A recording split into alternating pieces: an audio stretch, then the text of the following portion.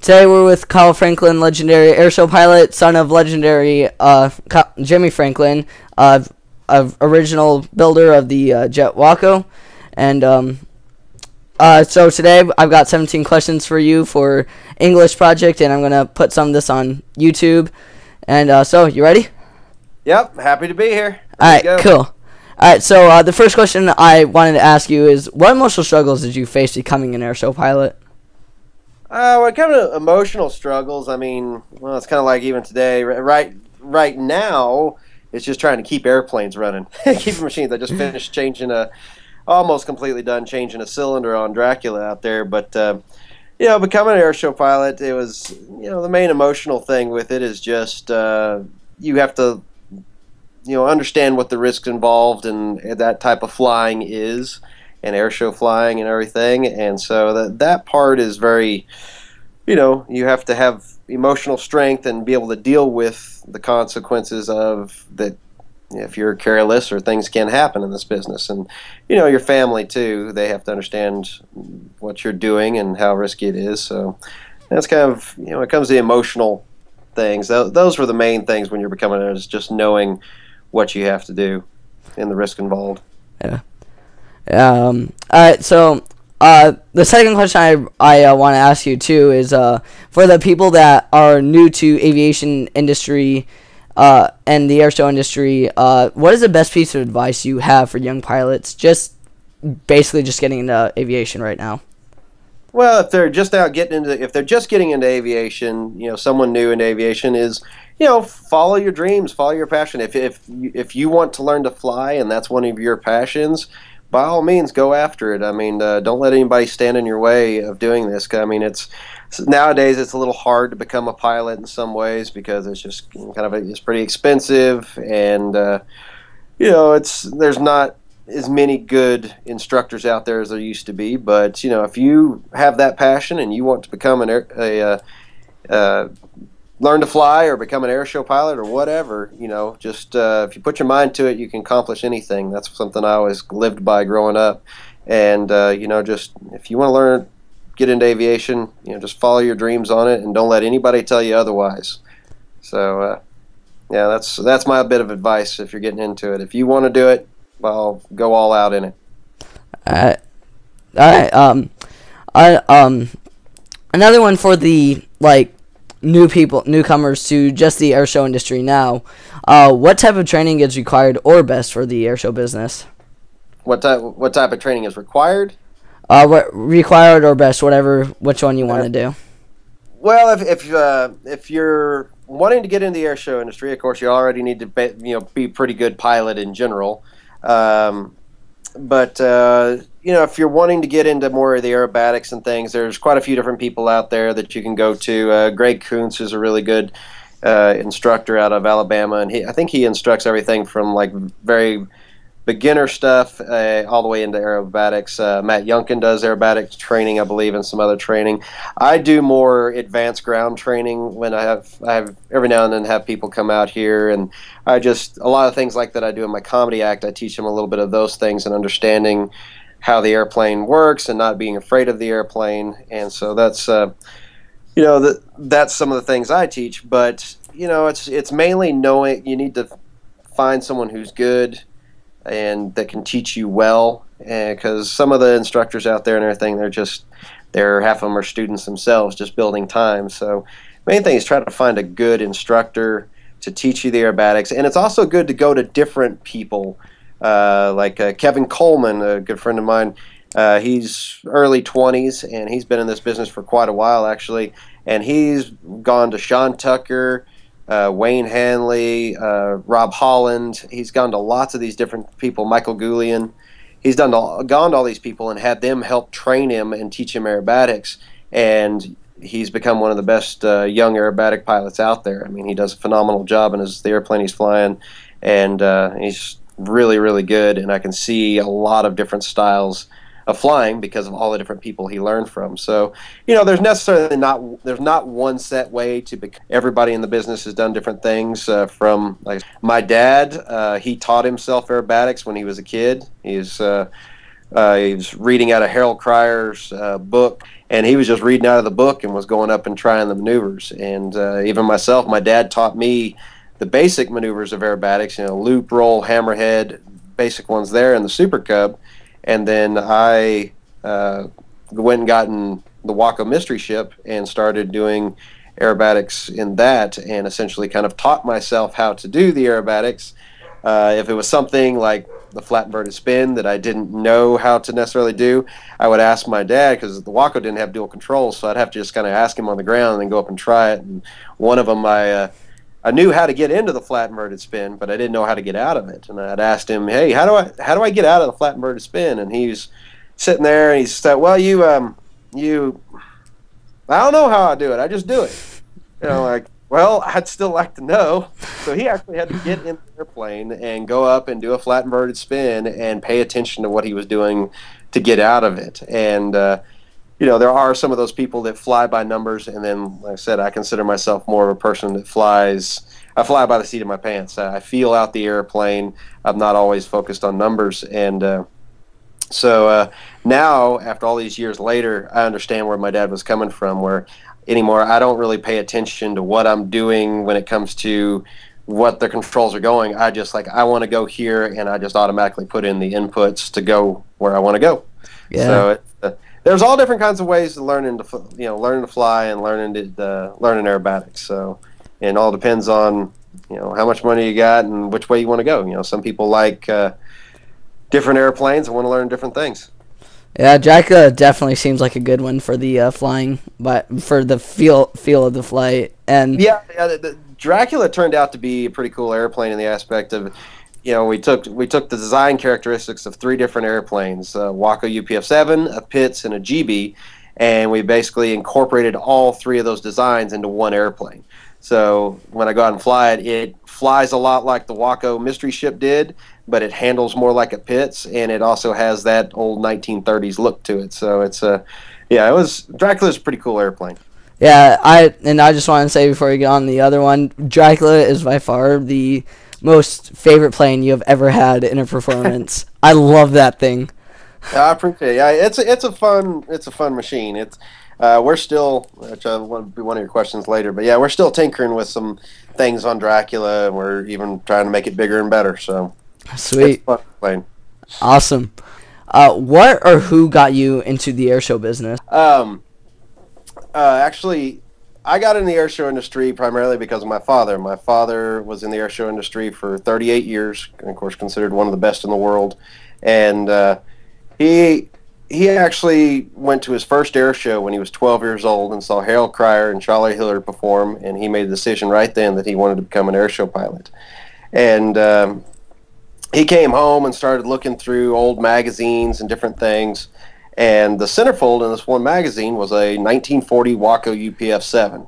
And he just thought that was the coolest looking airplane he had ever seen. And he pulled the centerfold out and put it on his wall. And anyways, jump ahead a couple of years, he was, I believe, 18. And he and his father were at another air show as spectators. And as spectators, and as they were leaving, they noticed this airplane out in the back field here. And my dad was like, that looks kind of familiar. And they went back there, and it was a 1940 Waco UPF-7. Turns out it's the exact same airplane he had hanging on his wall in that centerfold. In number was 2369 Quebec. And they wound up buying it on the spot for, I think it was $4,700. And Dad flew it home, and the very next year he started doing air shows with it.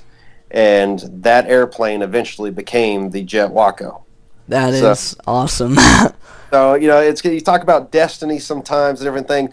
He saw this airplane in a magazine when he was 12 years old, and that turns into one of the biggest and baddest airplanes there's ever been. And, of course, that was the airplane he was eventually killed in. But I think that was pretty cool how that airplane was pretty much there from the start all the way to the end. And I always thought that was pretty cool. Yeah, and also, before we go on to the next question, I also wanted to say another thing. I just wanted to say, basically, with everything that's happened, your dad and your grandfather and Amanda in the airshow industry, I just wanted to say one thing, you have a really high level of respect for me for staying in this business And after all that, most people would quit right there. And I also wanted to say, like my seriously, my sincere condolences goes towards you, Yunkin family, and everybody that's been affected by those tragedies. I appreciate that very much. And yeah, it's a dangerous business, and yeah, it is a little weird that I get that a lot. People ask, why do you continue to do this after all the family and friends you've lost in this? And it's like, well, you know, it's something I'm kind of good at, and it's the only way I really know to make some money, or at least try to. And it's just, as long as people are still willing to come out and watch me fly, I'm still willing to do this. So, I mean, it's I don't know. I know my mother would rather me be doing something else. But I'm gonna continue. I'll continue on. You know, like I said, most people be smart and get the heck out of this after losing this many people. But we've got the bug. I still do it. I still enjoy it. You know. But anyways. Yeah. All right. So the next question I have, what's the best plane you think is for new aviators to aerobatics in general? You know, if you're just getting into aerobatics, depending on, of course, which type of airplanes you like, ideally, most people recommend a Super Decathlon. A Super Decathlon, it's a high wing airplane, and it can do just about anything. I mean, the G loading on it is more than I would ever want to push or pull in. I mean, Matt Yunkin did air shows for many years in their family's Super Decathlon, and he still owns it. And I think he does do some training and different things in that. But it's a good airplane for learning aerobatics, basic aerobatics, and everything. The next thing, normally, probably, I guess you would kind of go from the Super Decathlon is up to like a Pitts Special, S2B or something, two-seater Pitts. And those things, they can do just about everything. They're much more agile than a Decathlon. They'll roll faster. You can tumble them. You can do a lot of interesting things with the Pitts. But those are going to be your primary two for aerobatic training, would be a Decathlon and a Pitts. Because you can do just about anything with those two airplanes, and they're both extremely good airplanes and fairly, forgiving if you screw up on things and different things like that. So those would be my two recommendations. Yeah, my dad was interesting. He went from a Cessna 150 to a Pitts S1S that has T-wings on it now. So yeah. I have no idea how he did it, but yeah. But yeah, all right. And another one for people that haven't really researched you as much and everything. What plane did you start in?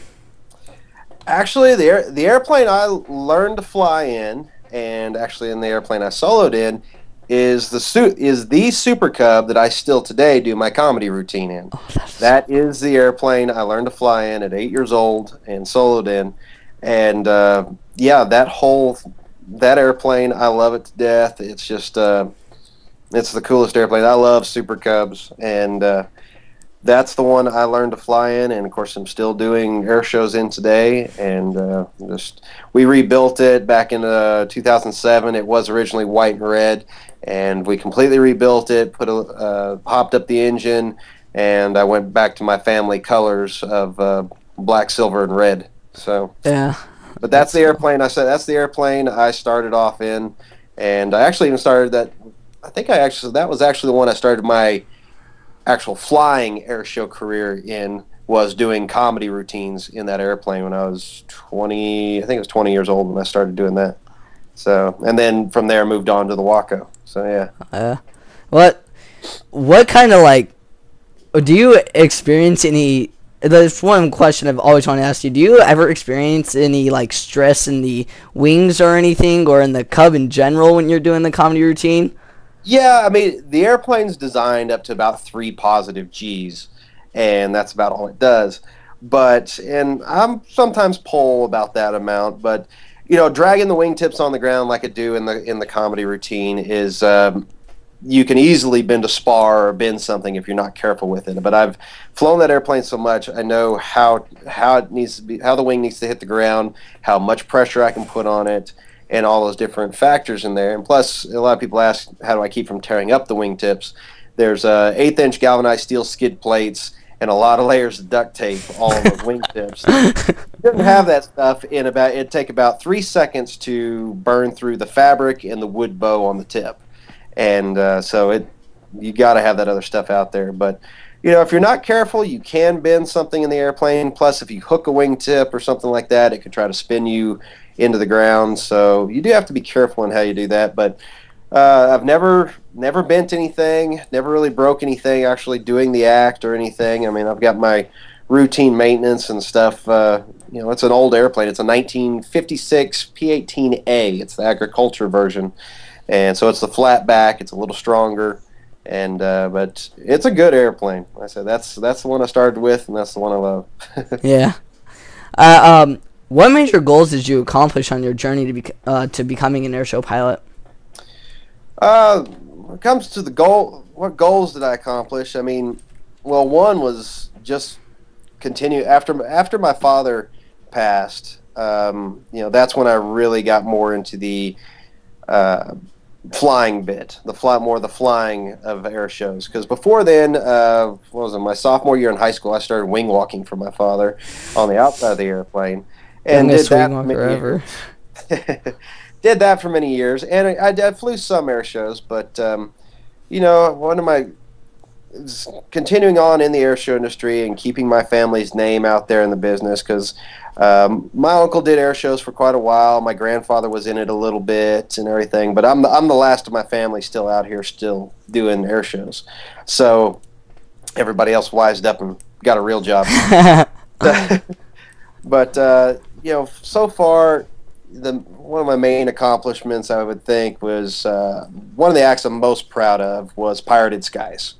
That particular act with the Waco Mystery Ship and the wing walking with the pirate swords, and especially when Amanda took over the wing walking. I mean, that is my Pirated Skies is my crowning achievement so far in my career. I'm very, very happy with that, and everything that Amanda and I did through that act. That's my crowning achievement. A lot of people would think Dracula would be. Dracula's my silver. That's my number 2. But Pirated Skies was my gold. That's the one I'm most proud of that I accomplished, was getting an act out there that everybody truly loved, and everybody loved that act. So yeah, that was a super cool act. Yeah, that's my crowning achievement so far. And you had to, I'm just saying this, you had to have been the coolest guy in high school. You had to have been so popular with the wing walking. And well, actually, I wasn't. I was never that popular in high school. I got picked on a lot in high school. Wow. Mainly because I was always the weird one in the aspect, because I always do things differently. I'm always doing things differently. I wasn't really into sports and everything. And even when I was in high school and I was doing the wing walking bit, not many people in my high school knew what I did. They knew I did air shows, but they didn't know that I was a wing walker and that I flew and that I did all these things. Very few people knew what I did, and so, you know, it's just I didn't talk about it that much. And again, that's what I primarily focused on, was a lot of the air show stuff and other things like that. So yeah, no, but I wasn't the most popular kid in high school. Everybody knew who I was, but that doesn't mean I'm popular. Yeah. So you already kind of answered this, but I just still wanted to ask you this. What or who is your major inspiration in this? Well, of course, my major inspiration for air shows and everything would have to be, you know, my parents and my father, obviously, because I grew up in this business. My family's been doing air shows for almost 50 years now. And so I grew up in this, been around it my entire life, and was always extremely proud of my father and everything he did, and just, you know, because he was this great airshow pilot. So I always really enjoyed that. And he was my primary inspiration in this. And a lot of the things I continue to do today, like even with Pirated Skies and Dracula, is in the early 80s he came out with an act called Tsar in a twin-engine Aerostar, and he played a space character with helmet and cape and everything. And he actually got that idea from watching the first Star Wars. And he just knew that this was going to be, the Star Wars was going to be a big phenomenon. And so, again, trying to figure out how to make some money doing air shows, he started kind of coming up with this act, and I've got some pictures stashed somewhere of the very, very early costumes he was trying out, and I was around three, maybe 4 at the time, and he was using me as his test subject. You know, like, hey Kyle, what do you think of this and the other thing? Because he was gearing the act more towards the kids, and that act turned out to be one of the greatest acts there's ever been in the airshow industry. He won the first Art Scholl Memorial Showmanship Award, and he also won the Bill Barber Award for that act Czar, and it was just one of the greatest acts there ever was. So that's always what I'm kind of looking at whenever that themed thing, and appealing to more different people out there, from children all the way to the older generations. I'm always looking at those different things, and it's like with Pirated Skies, who doesn't love a pirate?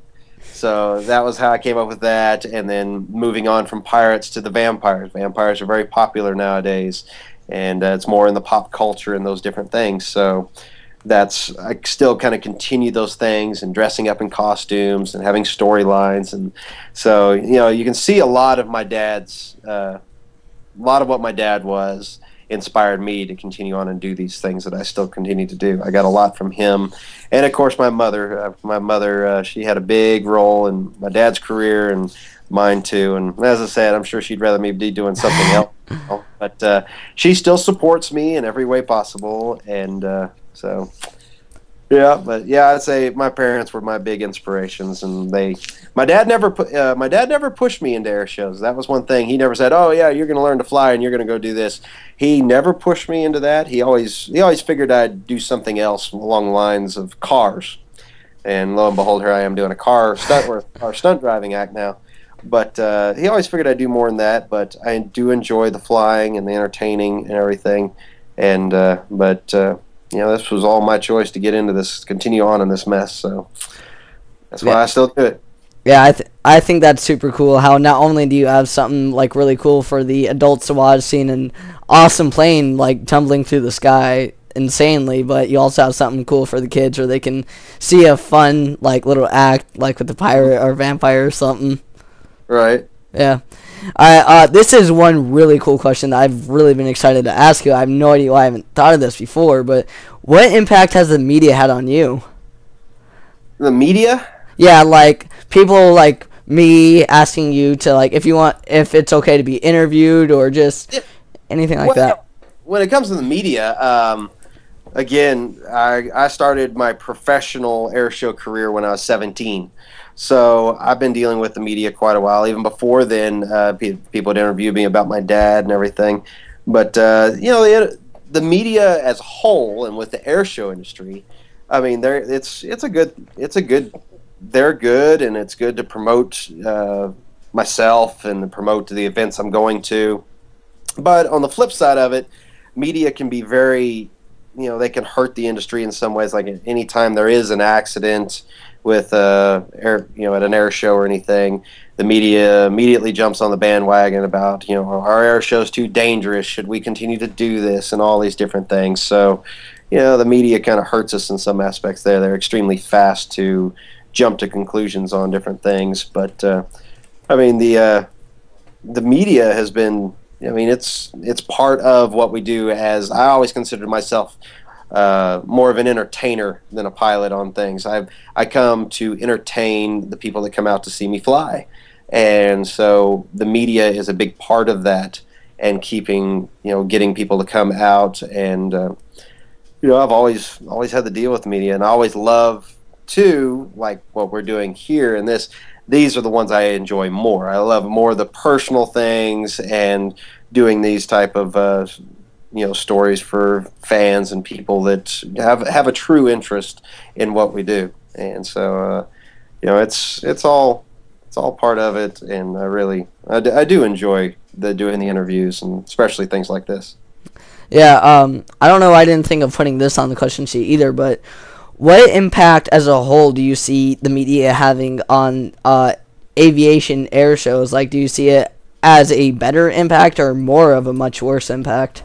Well, the media, when it comes to actual air shows and the media, I mean, generally they don't talk about air shows that much unless, there's an upcoming air show and the show is trying to promote it, or there's an accident. and generally it's kind of good or bad. You know, if you're got an upcoming air show and they're promoting the show, that's good. The media is a good thing.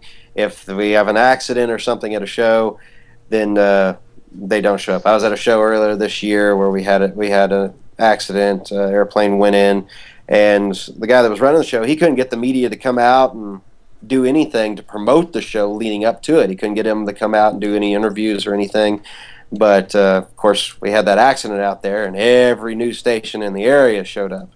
So, you know, and it was like they interviewed me on some of those things, and I specifically told them, like, you know, next time around, come out and support the event without an accident. You know, so media is a good and bad thing. You know, just gotta kind of weigh it out, and they like to spin their things, but we try to use them to our advantage and spin them more in the good light. Yeah. Yep. Obviously, you've already said that cars is definitely one of your biggest hobbies outside of aviation, but what are some other hobbies you have outside of it? When it comes to other hobbies, what I do, obviously cars have always been a big part of my life. I started riding motorcycles when I was about 12 years old, and actually started riding my motorcycle to school in the 6th grade. In New Mexico, you could get I guess you still can. You can get a motorcycle's license at 13. So I was in the 6th grade driving to school on my motorcycle, and always been into cars. And my favorite car from the time I was 8 years old was a 1981 DeLorean. And I have one. Bought it when I was 15. We've done a lot of modifications to it. I put a 350 Chevy in the back of it, and we did a lot of mods to it.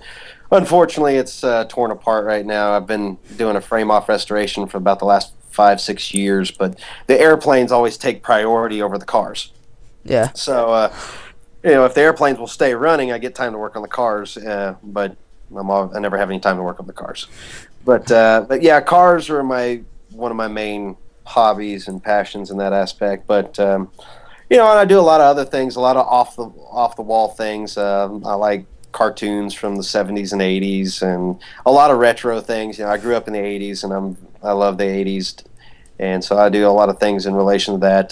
Big into horror movies. I saw my first horror movie I ever truly saw, like an actual slasher movie. I was 7 years old, and my babysitter went to the movies to hang out with her friends and tag me along, and I wound up watching Nightmare on Elm Street 3, Dream Warriors, and from that point on, it just got me absolutely addicted to horror movies. So, yeah, just movies in general. I've always been really big into movies. When I was in my early 20s, I took a couple of half seasons off from airshow flying to go back to college, and while I was in college, I needed something to make a little bit of money when I wasn't doing air shows, so I started working at the local movie theater as a projectionist, and really fell in love with that, the movie theater stuff and all the film and everything. I've always been a big fan of Hollywood and the movies, but I really enjoyed the movie theater stuff, and anyways, did that for a while before I went full-time back into air showing.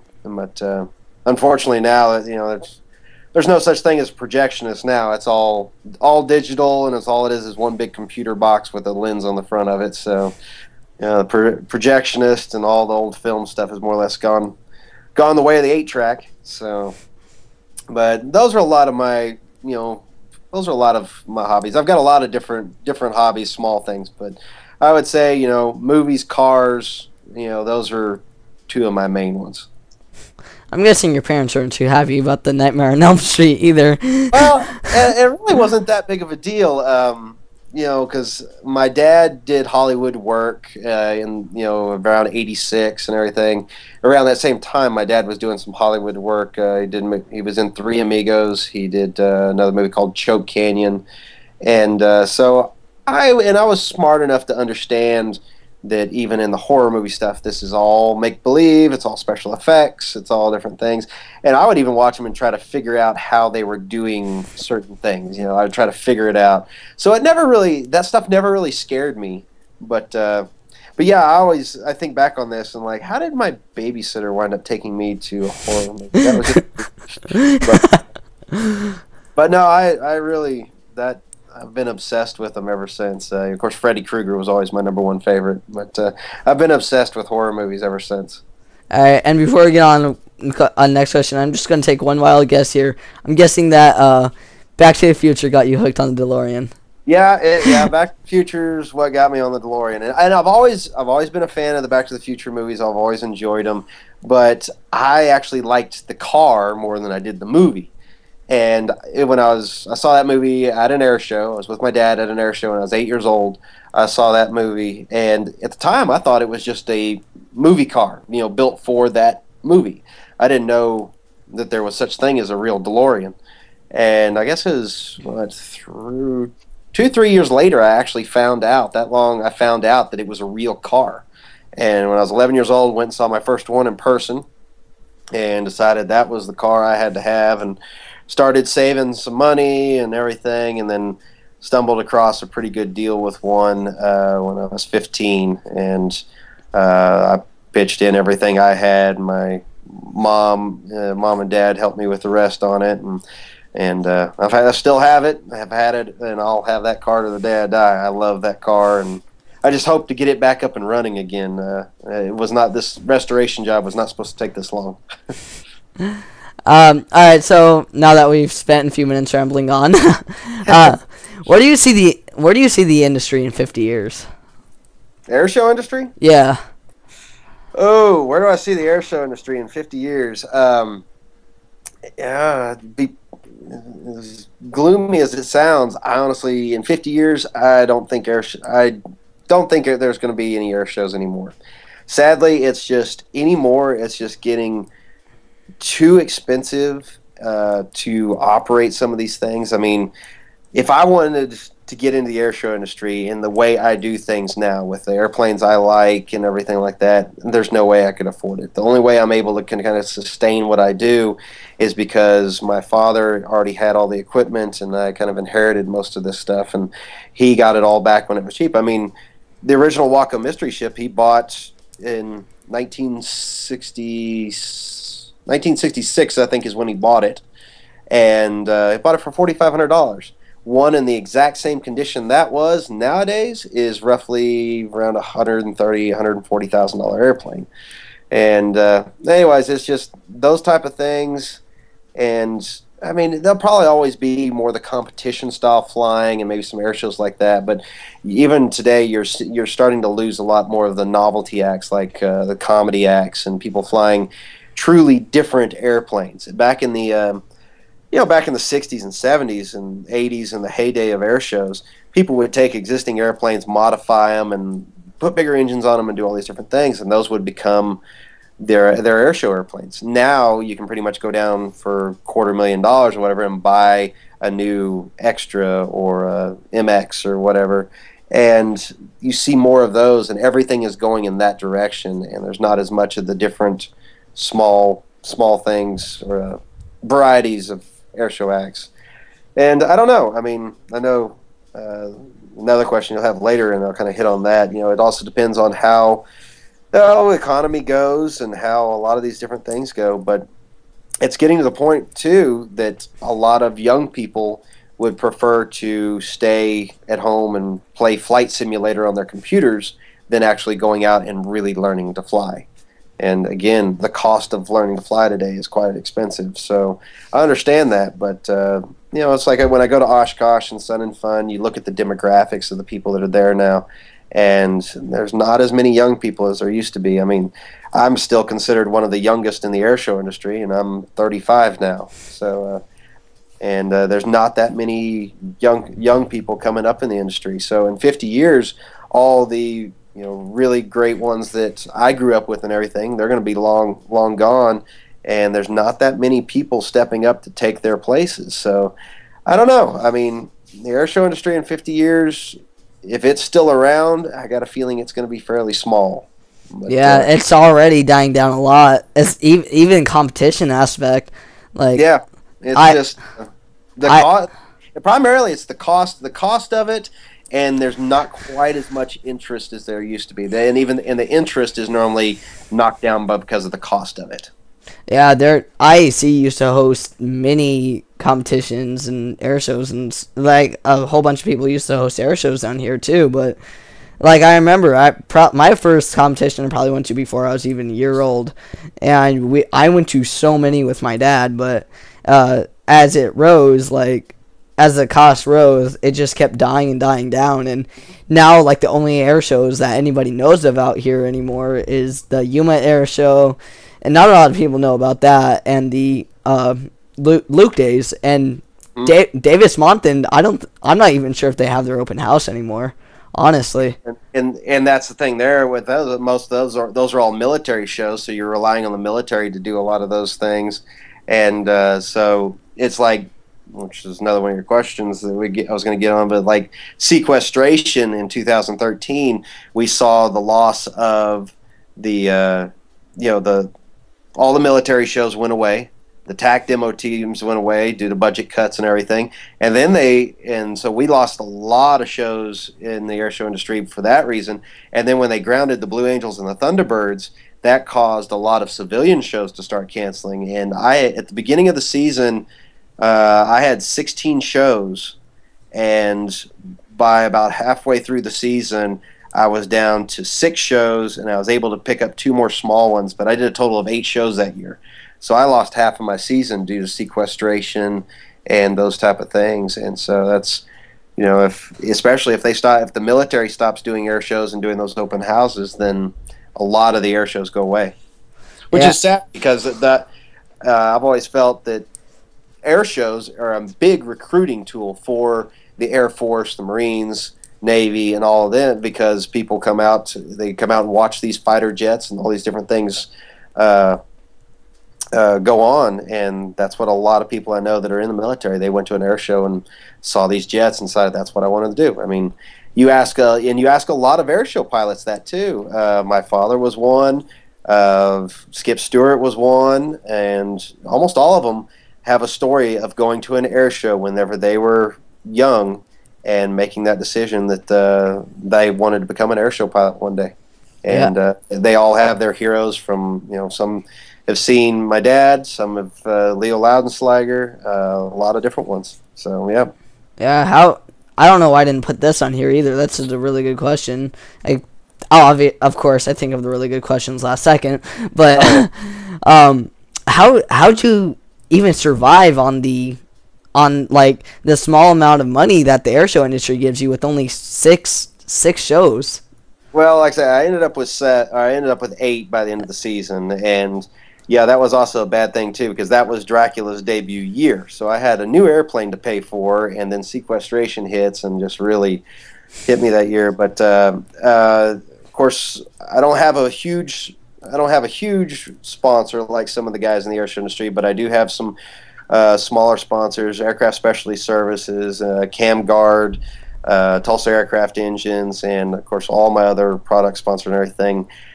They help drastically kind of keep me going in a lot of ways, because they help in where I don't have to spend as much money on certain parts and different things, and they really helped me survive through that year. And of course, it's just a matter of trying, just like in a normal job or living, whatever. I went back and started cutting back on things like, okay, we got to cut money here, and we cut back on our advertising. We had to cut back on a lot of different things to try to save money through 2013. So, I mean, it's as I always say in the air show, it's a hard way to make an easy living. The flying is the easy part and the fun part. Everything else in between, not quite as much. I like my dad. You say that the price is rising. My dad got his S1S for $11,000, and like obviously did some modification, put the T-wings and everything on, which costed a little bit more. But now you look at the same condition of S1S than when my dad bought it, and it's like the lowest I found one in Barnstormers is like 20,000, and it's insane. Everything does it. Sadly, everything continues to go up in price, and the quality continues to go down, because even when I buy new parts for my airplane, there were a lot of things on Dracula, even whenever we put it on the airplane, and I got like 2 hours into it, and one of the gauges would break or something. It's like I had more things that were brand new, bought off the shelf, fail on me. Luckily, nothing major, but just little things that started failing, and it's just because the quality's not there. But yet, I'm still paying $200-300 for these things, and it's like I pay this much for it, and it's a piece of junk. So, unfortunately, that's just kind of the way the world's headed. Yeah, and I'm really lucky and fortunate to have a high school that has a program with EVIT where I can get my license, so I don't have to pay as much. I get transported there, and I just have everything right there, so it's really nice. Yeah. All right. Obviously, Airshow has been a huge job that you've always wanted as a kid, but was there any time at any age or anything where you said I'd rather do this, or I also want to do this, include with the air shows?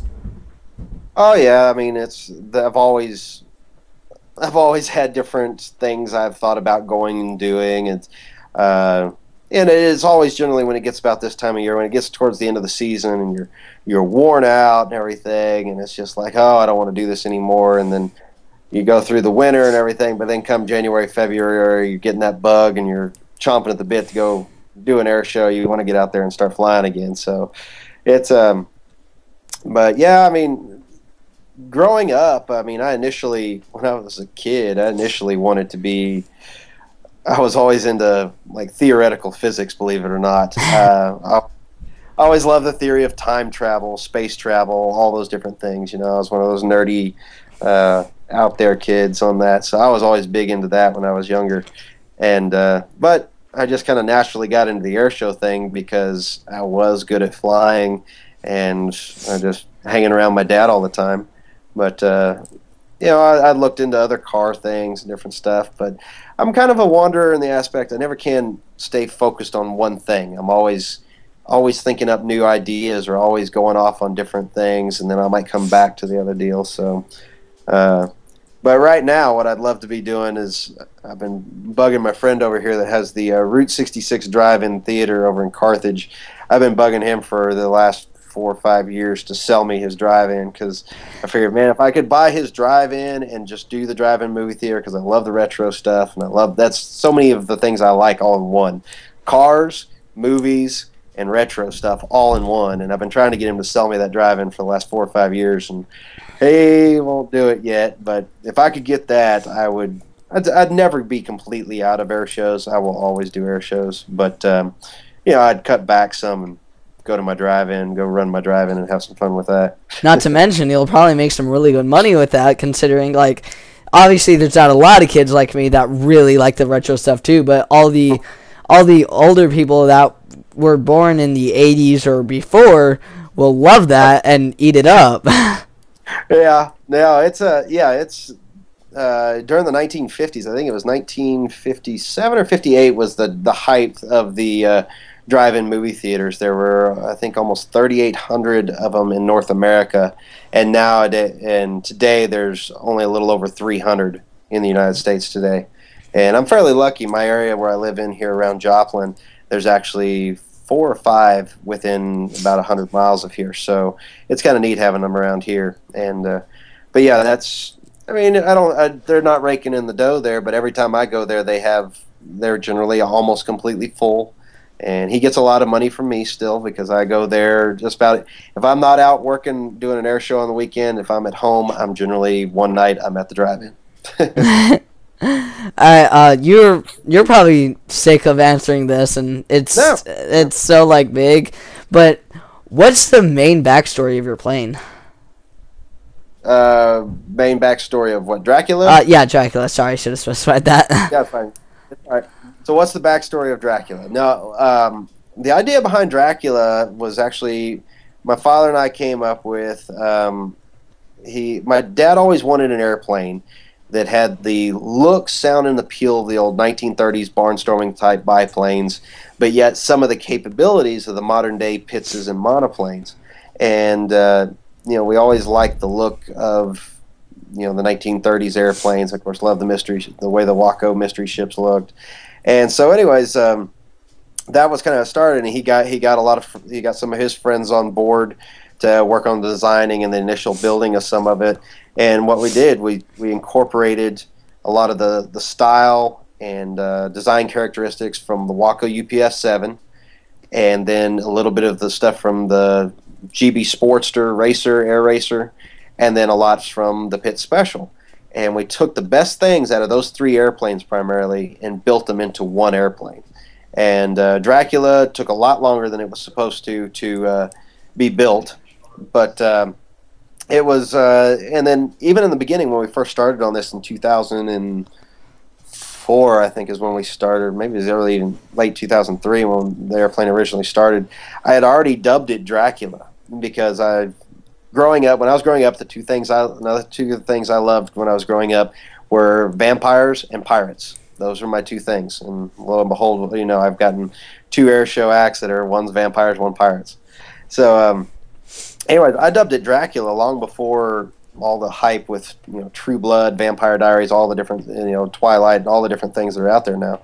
And it just happened to work out that whenever the airplane was just about done, all of those things were popular, and I really wanted to get that airplane done. It sat for quite a while after my dad died. We were going pretty hard on it until my dad died, and then everything kind of fell off. And I always I'd work on it whenever I could, and I had other friends trying to work on it, getting certain things done, and it was just wasn't going to happen. And anyways, I guess it was about 2010, with the help of Amanda, Amanda and my best friend, Brad, we were able to get going on this again and really started working on it hard, and had some of the best people in the country. If it was something I wasn't really good at doing, we had some of the best people in the country working on it.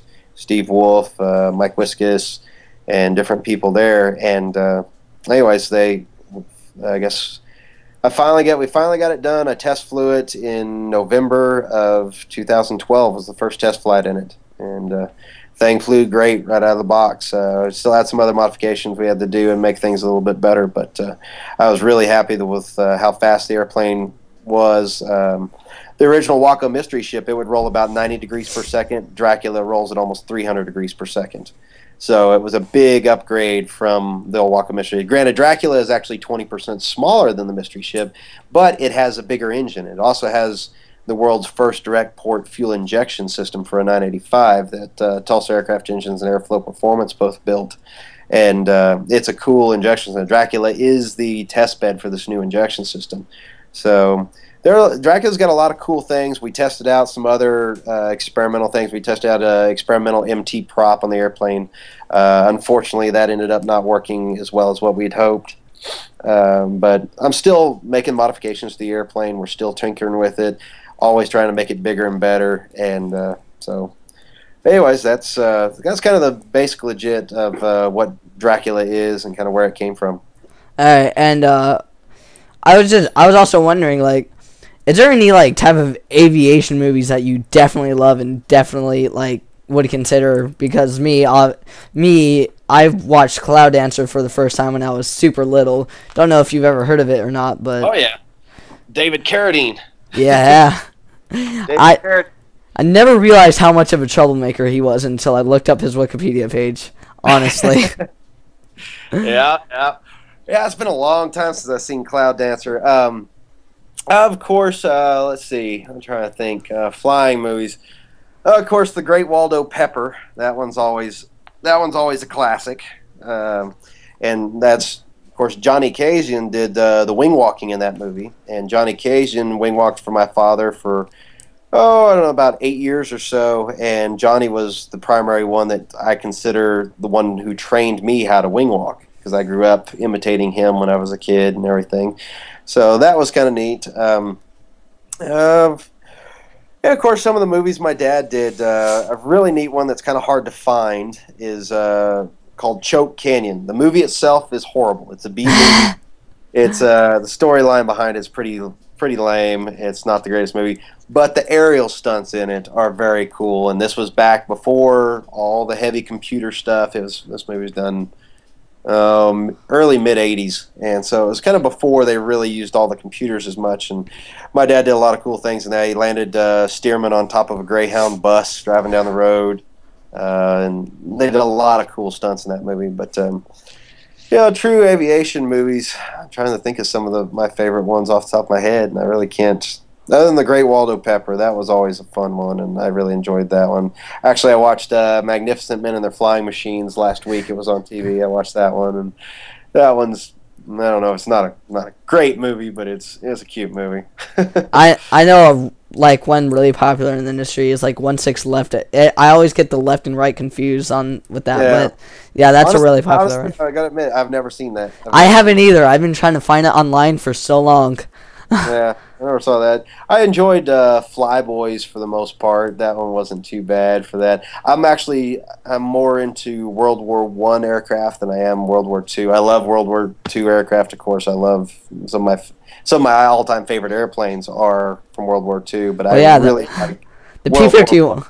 The P-51 is just awesome. There's no way to. Something about Mustangs. It's like Mustang cars, Mustang airplanes. Everybody loves those. But no, my favorites. I always like the Corsair a little bit more than the P-51, and always loved the bombers. I guess this might have been because my grandfather was he fought in World War II. He was a crew chief for B-17s over in Europe, and so he worked on B-17s extensively. And the B-17 was always one of my all-time favorite airplanes, and then of course the B-25 and everything. But I like more the swap of Camel, the Fokker DR-1 from World War I. I love the World War I stuff. It's just a much simpler time and very simple. But so those are more some of my favorites. Yeah, I'm a huge Corsair fanboy. One of the reasons because I live by the only airworthy Super Corsair in the world, but. Race 57. It's one of those things, people, hopefully, you got to understand, and that's one thing with this business, is there, in my opinion, there's risk in anything and everything you do in life. Life is risk. And if you are afraid to go out and live your life, then you're really not living. And that's quoting my wife. And, yeah.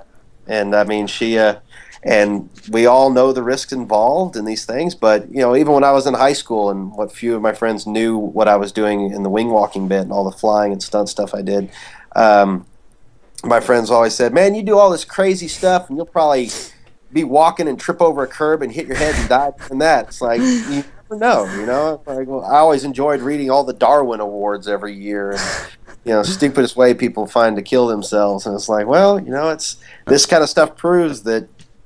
Kind of sometimes when your time's up sometimes, I've always been a strong believer between, I believe there's some destiny. I believe also just stuff happens, and, some of it is, you're destined for certain things to go. But I think it's a little bit of everything. You have your own choice, but sometimes when your time's up, your time's up.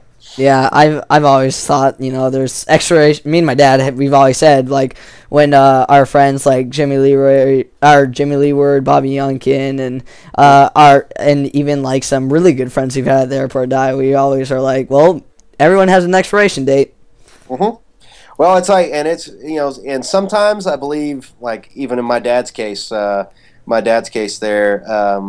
That one there, I look back on that and all the things that kind of led up to that accident with him and Bobby, and I was like, no, their time was up. It was a fluke accident. You couldn't recreate it again even if you tried, but just all the things that happened that week and looking back on it, it's like, no, time was up. They were called home, or however you want to put it, but they were there. But and then sometimes I think there's some senseless things, like I really don't. My accident and losing Amanda on there, I still have a hard time finding any silver lining in that. I didn't understand that one, but so you never know.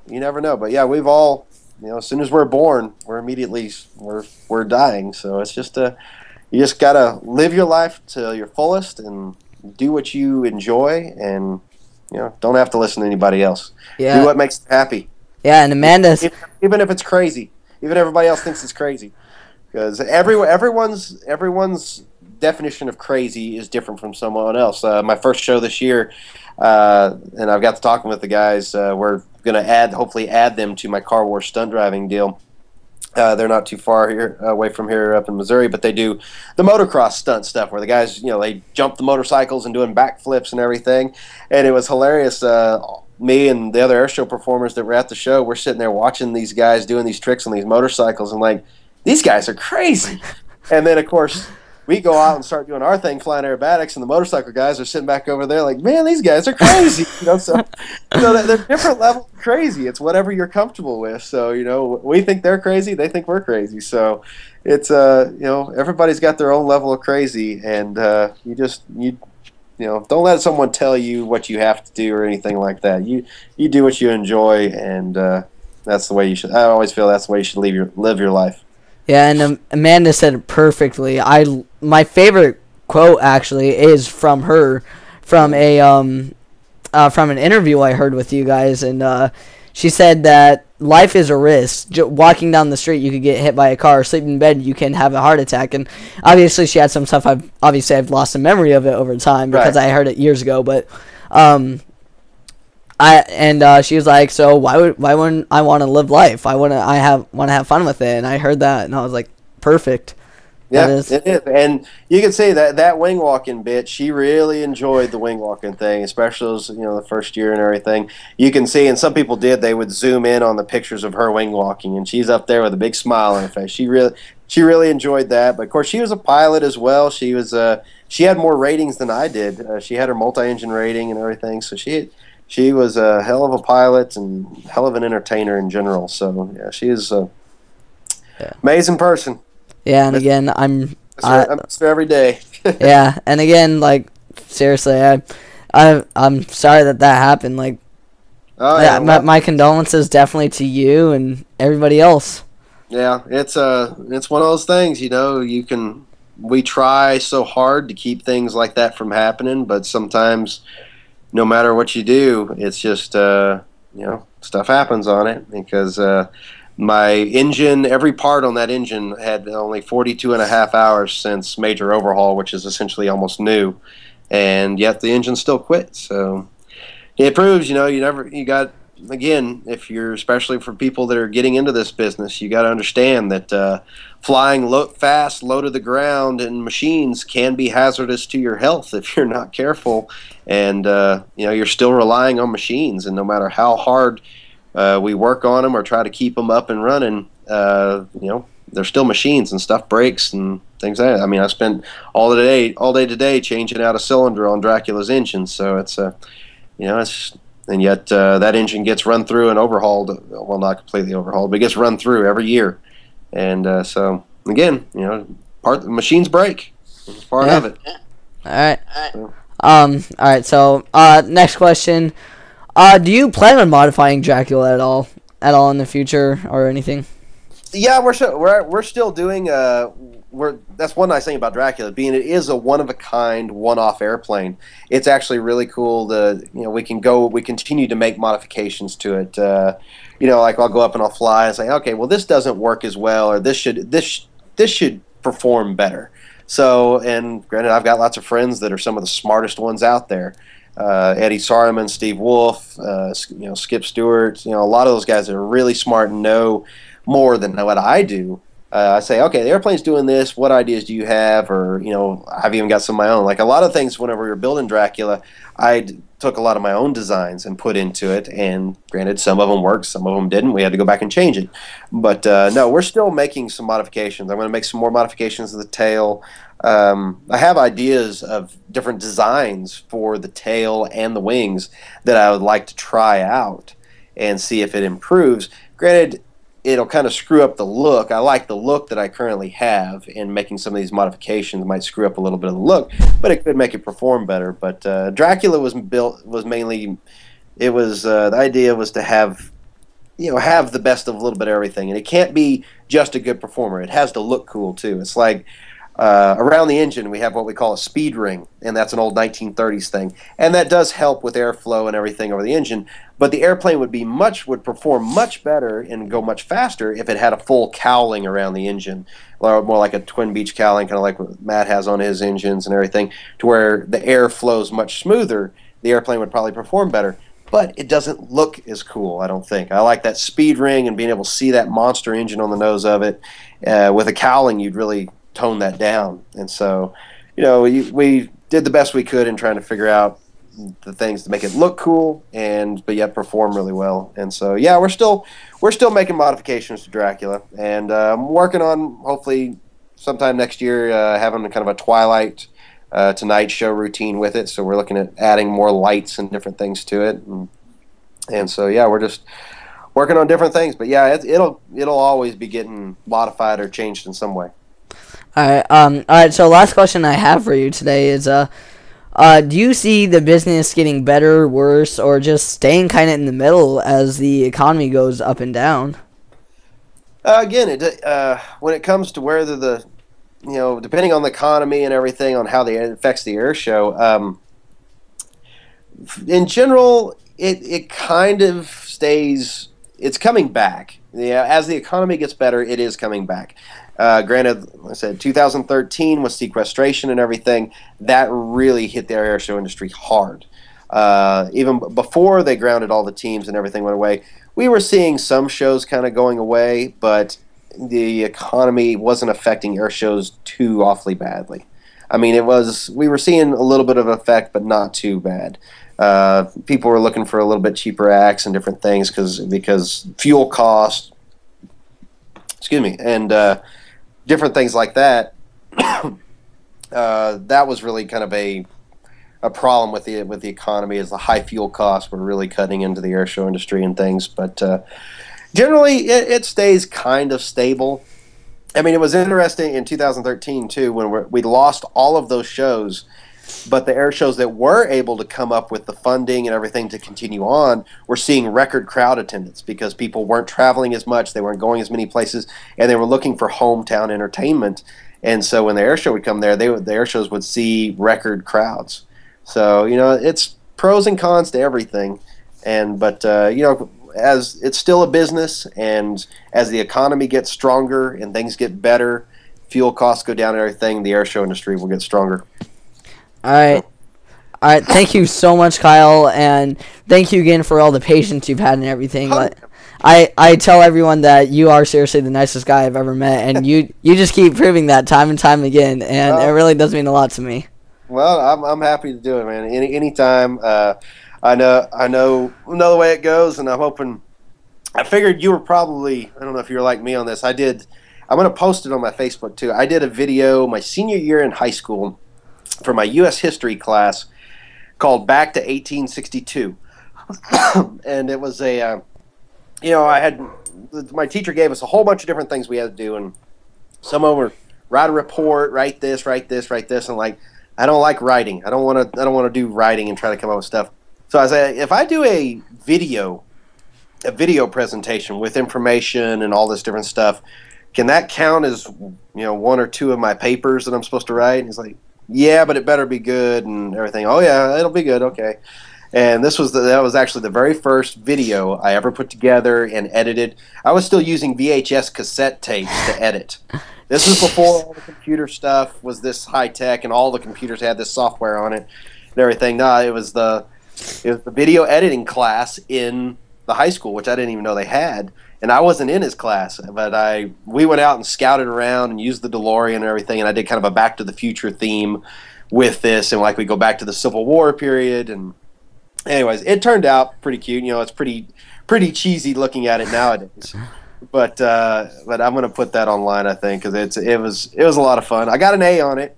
It took over a month to shoot because, and as you know, with editing and everything, it's roughly a hour per minute to do those things. So, yeah. So, anyways, that's but yeah, that was the first video I did, and I had a lot of fun with it. And I hope everything goes well with your video thing here, and I'm always happy to do it. So, anytime, you just let me know, Jay. All right, thank you. And also, if you ever get the chance, just also tell the terminal people that I said thanks for that everything too. Yeah, With all sure. the hassle they probably had with you coming in and out, in and out. I'm back in the pilot's lounge anyway, so this area never gets used, so it's very convenient here anyways. And most of the time, everybody's out of here by 4 o'clock anyway. So, Yep. but yeah. But anytime, Jacob, you just let me know, man. I'm always happy to help any way I can. All right, if I'm ever in Yeousch, I'll probably go to the airport that you're based at and see if I can. Yeah. Yeah, stop and we'll get you up in the Super Cub. We'll take you for a ride. Okay, I am definitely. I'm going to Yeousch now. I'm just south of Joplin. We're southwest corner of Missouri. It's right on I-44. It's just 20 miles south of there. That's one reason. One reason I live here is because it's centrally located and it's easy for me to get out and do air shows. So that's awesome. one reason I still live here. So. All right, and I know it's not just me. I know a lot of people out there. We hope to see you in our town soon, doing shows.